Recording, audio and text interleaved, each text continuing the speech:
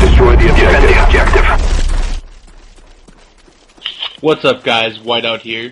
Today I have something a little bit different for you guys. I'm starting up an episode called the Split Screen Series. I'm not sure if you guys ever seen anything like this before. I have never seen anything like this before on YouTube, but here it is. And my first guest today is iPhenom. Introduce yourself, iPhenom. What's up, guys? It's iPhenom, and thank you, Whiteout at HDX, for having me today. No problem, man. What do we got here today for video? Well, today, you had invited me to a game, and I ended up on the other team, unfortunately, but we still managed to get some pretty entertaining gameplay for you guys. This game we both do fairly well, and as you guys can see, we kind of go through a battle of killing each other throughout the game, but we both realized that we did fairly well, especially for being on the other team, and we thought we'd upload it, and we had it pretty well synced, and Whiteout did a very good job of editing this, so I hope you guys enjoy this. Yeah, it was hard keeping up with you. Every time I turned the corner, you got me in the back or something. Yeah. But, yeah, so, you know, what kind of stuff do you do on your channel, Phenom? I mean, what kind of videos could people expect from you if they became subscribers? Well, one thing that I can always guarantee for you guys is a commentary that you guys can hopefully relate to. I like trying to relate to my subscribers, even though I may not have that many. I try to kind of bring my personal opinions towards things, and hopefully you guys can understand where I'm coming from. I try to bring a unique perspective on ongoing topics that are pretty big in the Call of Duty community, and I try doing them over some fairly good gameplays. You guys can go check them out and see for yourselves. But yeah, I take pride in my commentaries. I take pride in the way I play, and yeah, that's pretty much it. Yeah, guys, I know from experience that iPhenom here, he's very competitive, so whenever you watch one of his commentaries, there will always be some amazing gameplay behind it. So, you know, if you enjoy this commentary and you enjoy listening to iPhenom after this commentary is over, just check him out. I will have a link in the description to his channel. Check him out, subscribe. He's a pretty cool guy. Thank you. So, Phenom, what are your thoughts on Modern Warfare 3? Well, from what I can tell from some of the gameplays that have been leaked so far, is that it basically looks like an upgraded version of Modern Warfare 2, and like MW2 2.5. Yeah, pretty much. It's like it has a lot of the older features. From what it looks like, it has a lot of the older guns that we've all known to been accustomed to and love a lot, like the ACR, the SCAR, M16, for example. Those guns have made a return, and they appeared to have added some new features as far as the attachments go, the perks go, and that's something that I was really looking forward to, because Modern Warfare 2, in my personal opinion, was a very fun game, but there were just a few things that made the game pretty much unplayable at times. So I think that they finally patched those things, made the graphics even better, made everything just more enjoyable. So that's what I'm hoping for, but you know, sometimes these leaked gameplays, the looks can be deceiving, but I'm hoping that's not the case here. Yep, yeah, actually same here, you know, I when I saw some of the gameplay, I was actually watching the live stream from Call of Duty XP, the Optic game, where they were competing. I think it was for like $400,000. Wow. Was it? Yeah, they were competing for $400,000, and I was watching some of that gameplay, and mainly, most of the guns actually looked like the same guns from Modern Warfare 2. I mean, they may have upgraded a few things, but everything for the most part is the same. But I did realize they got rid of death streaks. Oh, they did? Think of that. Yeah, the death streaks are gone. Wow, yeah, and isn't Second Chance gone as well? Yep, Second Chance is no more. I'm pretty sure it's been confirmed there's not going to be any more panic knifing either, because I think they took care of that somehow with the button layout. I mean, yeah. What you got to do to actually get the knife out, but I'm not positive on that part. Well, that would probably help tactical players like myself that tend to try to drop shot a bit more. For me, it is very frustrating when I turn around a corner and the second I turn around that corner, I'm getting shanked pretty much instantaneously. So for me, that helps me out a lot more, but it's not something I can really complain about. You know, every person has their own play style. You know, I tend to try to drop shot, use the tactical button layout, while some people might use default, but I think panic knifing at times can be a bit unnecessary, I guess. Yep, same here. I also noticed that they added a new feature.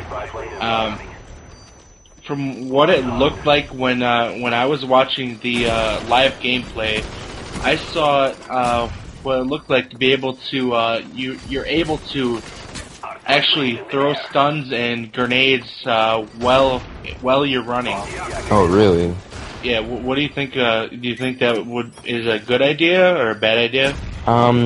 I don't really see that being abused much. As far as how realistic that is, that obviously is a bit more realistic, but I can count many times in the past where I've gotten caught throwing a stun, throwing a grenade, whatever, and I end up getting shot because, you know, there is that little bit of a delay when you're throwing the stun, and it takes you a little bit of time to kind of regroup from that, and in that split second you might be able to die from it. So hopefully this can help you play a little bit more tactically. I usually try not to throw stuns that much, just because I don't like, you know, that it seems like I get very unlucky whenever I throw stuns. It's usually that one time that I'm throwing the stun is usually when I get shot from behind or something like that. So hopefully that could help out a lot more. If they're making the game more realistic, I think that might add some new features that I think could be pretty fun.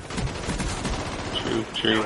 Yeah, well, other than Call of Duty, is there any is there any other games or different genres or anything that you're into that you may or may not upload to your channel later on? Well, I am into FIFA.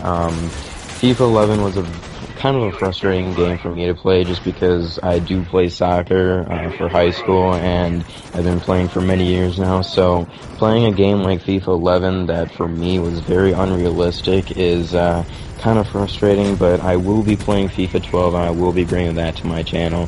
The one problem that I have with sports games is that there is that factor of being extremely unrealistic at times. You know, when you play a sports game, you're expecting it to be like 100% realistic 100% of the time, but unfortunately that's not always the case. I feel like, you know, in first-person shooter games, you know, having it be a little bit more unrealistic doesn't always hurt you in the end, but as far as other first-person shooter games go, I'm actually want to try out Battlefield 3 because I've been hearing that that is going to be the game that may surpass Call of Duty, but I'm hoping that's not the case because I'm always a Call of Duty player at heart, and although I haven't really tried that many other first-person shooter games, none of them really catch my eye. But you know, if there's a game that I find entertaining, you know, more entertaining, more higher quality than Call of Duty, I'm always willing to try it out. Sweet. Yeah, well, I also pretty much grew up playing, you know, the COD games, COD series, and I just about last year I just recently started playing some Battlefield, and I mean, from the way I see it, Battlefield is a you know, it's really different. It's different than COD by far. I mean, COD's a lot faster, got a lot faster pace to it, and Battlefield it runs a little more slow. So I mean, sometimes it gets hard to adjust from game to game when you're switching back and forth. Yeah, because didn't you say that like you had some friends in your lobby in this game that were Battlefield players, and you know, for them it's kind of hard to adjust to Call of Duty sometimes. Yeah, exactly. They're actually having a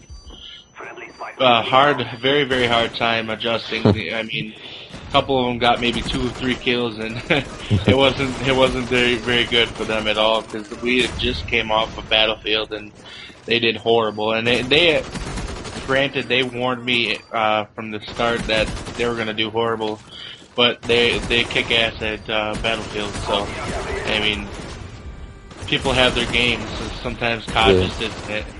Yeah, you just gotta experiment with those other first-person shooter games and find the one that I guess suits you the best, because, you know, some of them are very, very different and require a different style of play. I mean, when you're used to playing one specific game, going to a game like Call of Duty could be like a completely foreign game to you. It's completely different in some aspects of it. Very, very true. Yeah, there's actually been a lot of controversy going on. I mean, there's people that say that Battlefield 3 is going to surpass Call of Duty 3 and it's just going to blow it out of the water. That Call of Duty 3 is going to be history. Call of Duty is going to be history in general because of Battlefield 3. I mean, I know they added a new feature to Battlefield. You could never go fully prone in Battlefield before in the Battlefield series. Oh, really? You could only go down to one knee. But I noticed now that they added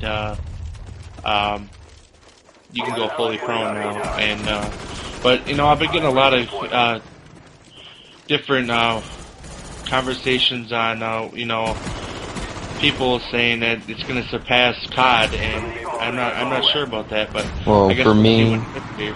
yeah, for me, what I personally think that for Call of Duty's sake, Modern Warfare 3 needs to be a great game, a great overall game, because you know, you can't have these games like, well, Modern Warfare 2, there was so much like hacking involved, and it happened so quickly into the game. There was the one-man army noob tube problem. I mean, as far as the game itself, like I said, there were some parts of it that made it really fun. If you just take away some of the features of it, it was a great game. But then you go into Black Ops, which is kind of a completely different animal in itself, you know. Yep. There's some things in Black Ops that are just absolutely terrible. The hit detection is just god awful, and to be quite honest, Call of Duty cannot afford to produce another mediocre game, because if it does, then yeah, Battlefield 3 and some of these other first-person shooter games will definitely surpass Call of Duty altogether, because I mean, Call of Duty has such a wide fan base, but I mean, when you're disappointing your viewers like that, I mean, or your players and all that, you can't afford to be producing games like this. I mean, the game is supposed to hold strong for, you know, 9-10 months up to a year, and you know, when people are getting tired of it within the first 2-3 months, you know, that's not the best thing for your game. Yeah. Well, yeah, the video is now over, and I guess I hope you guys enjoyed this the first disbursement of our split screen series. And I am hoping iPhenom will return in the future for another episode. Yeah, for sure. Thank you for having me. Yep.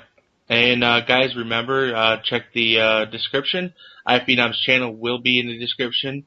And if you like this video, please rate, subscribe, and let me know what you think. All right, guys. Peace.